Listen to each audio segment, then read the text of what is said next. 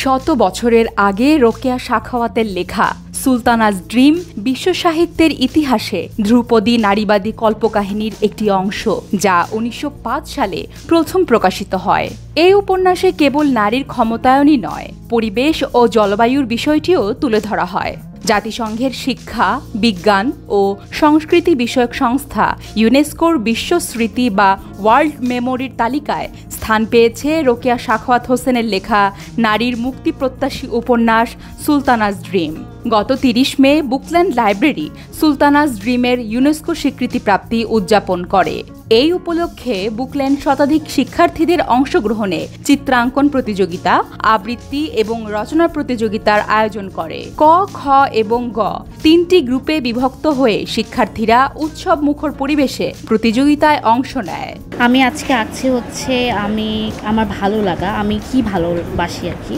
আমার ভালো লাগা হচ্ছে আমার মায়ের সঙ্গে সময় কাটানো এবং আল্লাহর ইবাদত করা, তো সেটাই আমি এখানে এঁকেছি আজকে। জাহাজ, নৌকা, এগুলো ছবি মানে যেমন চড়তে যেমন ভালো লাগে, ছবি আঁকতে তেমন ভালো লাগে। সো আমি জাহাজের ছবি আঁকছি। আমার এখানে এসে ভালোই লাগতেছে ড্রয়িং করতে, অ্যান্ড স্কুলের পাশাপাশি লাইব্রেরিতে আসেই হয় ভালো মতো। তুমি খাও, গুড় খাও, দুধ ভাত খাও, বাতাবি লেবু লাও, বিড়াল বাচ্চা কুকুর ছাড়া দাও। অনুষ্ঠানে প্রধান অতিথি ছিলেন বিশিষ্ট বুদ্ধিজীবী ও মুক্তিযুদ্ধ জাদুঘরের ট্রাস্টি জনাব মফিদুল হক এবং বিশেষ অতিথি হিসেবে ছিলেন সংস্কৃতি বিষয়ক মন্ত্রণালয়ের উপসচিব আইরিন ফারজানা, কথাসাহিত্যিক অধ্যাপক আনোয়ারা সৈয়দ হক। অনুষ্ঠানের সভাপতিত্ব করেন কবি মিনার মনসুর। উক্ত আয়োজনে বেগম রোকেয়া সাখাওয়াত হোসেনের জীবনী এবং তার লেখা সুলতানাজ ড্রিম সম্পর্কে আলোচনা পর্ব অনুষ্ঠিত হয়।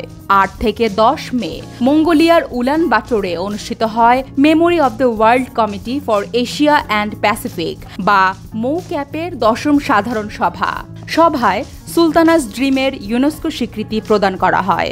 সেখানে বাংলাদেশের পক্ষ থেকে এই স্বীকৃতি গ্রহণ করেন মুক্তিযুদ্ধ জাদুঘরের ট্রাস্টি মফিদুল হক। তিনি বলেন, ইউনেস্কো কর্তৃক রোকেয়ার যে স্বীকৃতি সুলতানাজ ড্রিমের, সেইটা আজকে মনে হয় একটা সার্থকতা পেল যে ১০০ বছরের আগের একটা রচনা এবং তার যে গুরুত্ব, সেটাতে ইউনেস্কো তার একটা স্বীকৃতি দিল যে এটা কেবল এই বাংলাদেশ বা উপমহাদেশের জন্য না, এটা আজকের বিশ্ব সমাজের জন্যও গুরুত্বপূর্ণ, যে কারণে মেমোরি অফ দ্য ওয়ার্ল্ড সেই রেজিস্টারে এটা অন্তর্ভুক্ত করলো। আর এটা নিয়ে আমাদের বাংলাদেশে অনেক কিছু করার রয়েছে।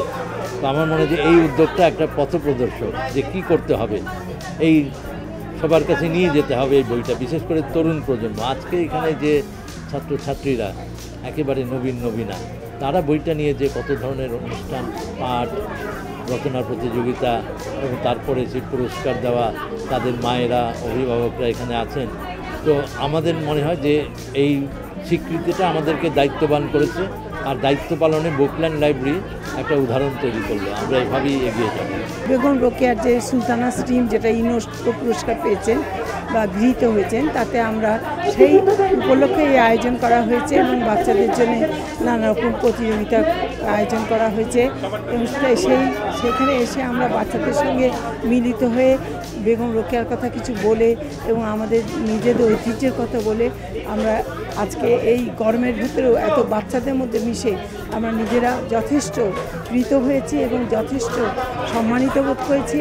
এবং আমাদের মনে হচ্ছে যে আমাদের কিছুতেই আশা হারাবার কথা নয়। এসব ছোটো ছোটো শিশুদের ভিতরে যে আমরা জীবন শক্তি দেখছি এবং তারা যেভাবে উদ্দীপ্ত হয়ে এই সমস্ত রচনা প্রতিযোগিতার মধ্যে এসেছে, কবিতা প্রতিযোগিতা করছে, গান করেছে, আমি খুবই কৃতজ্ঞ। রোকেয়া সাখাওয়াত হোসেনের মতো অনেক সম্পদ আমাদের আছে, কিন্তু আমাদের নতুন প্রজন্ম এটা জানে না। নতুন প্রজন্মকে বঙ্গবন্ধুর সোনার মানুষ করতে হলে, আমাদের মাননীয় প্রধানমন্ত্রীর স্মার্ট নাগরিক করতে হলে নতুন প্রজন্মকে রোকেয়া সম্পর্কে জানাতে হবে, বঙ্গবন্ধু সম্পর্কে জানাতে হবে। আমাদের আরও যারা মনীষীরা আছেন তাদের সম্পর্কে যত বেশি জানাবো, আমাদের বাচ্চারা তত বেশি প্রকৃত মানুষ হয়ে উঠবে। উক্ত আয়োজনে প্রতিযোগিতায় অংশগ্রহণকারী শিক্ষার্থীদের মাঝে সার্টিফিকেট এবং ক্রেস্ট তুলে দেন উপস্থিত অতিথিগণ। আজকে আমি কবিতা আবৃত্তিতে তৃতীয় স্থান অধিকার করেছি বুকল্যান্ড লাইব্রেরিতে।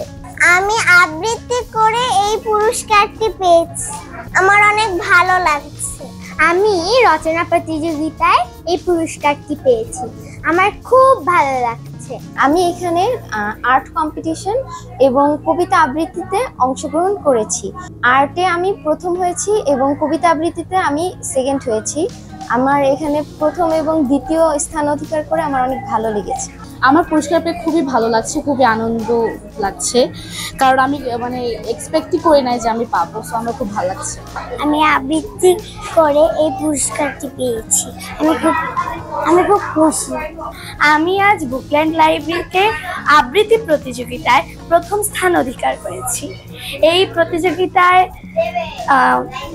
প্রতিযোগী হিসাবে আমি খুবই গর্ববোধ করছি এবং এখানে এসেও আমার খুব ভালো লাগছে। আমি বুকল্যান্ড লাইব্রেরিতে রচনা প্রতিযোগিতায় প্রথম স্থান অধিকার করেছি। পুরস্কার পেয়ে আমার খুবই ভালো লাগছে। এই পুরস্কারটি পেয়েছি আমি চিত্রাঙ্কন প্রতিযোগিতায় থার্ড হয়ে আমার খুবই ভালো লেগেছে।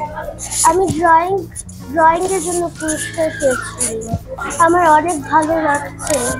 সুলতানাস ড্রিমের ইউনেস্কো স্বীকৃতিপ্রাপ্তি উদযাপন প্রসঙ্গে বুকল্যান্ড লাইব্রেরির কর্ণধার ফারহানা হাসনাতুলি বলেন, রোকেয়া সাখাওয়াতের সুলতানার ড্রিম, সুলতানার স্বপ্ন বইটি ইউনেস্কো স্বীকৃতি লাভ করেছে।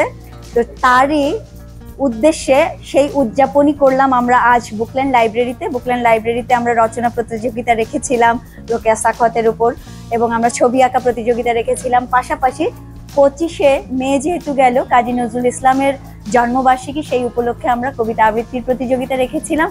সব মিলিয়ে বুকল্যান্ড যেহেতু এই টাইপের প্রোগ্রাম, এই ধরনের প্রোগ্রাম আয়োজন করে শত বাচ্চার উপস্থিতিতে, আমরা আজকে খুব সুন্দরভাবে এই বিশেষ দিবসটি বিশেষভাবে উদযাপন করলাম।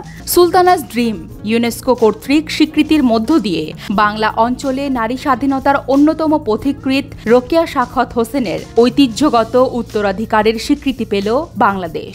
সংস্কৃতির যথাযথ চর্চা ও সংরক্ষণের মাধ্যমে আগামী প্রজন্মের কাছে সঠিক বার্তা পৌঁছানো সম্ভব বলে মনে করছেন সংশ্লিষ্ট গুণীজনরা।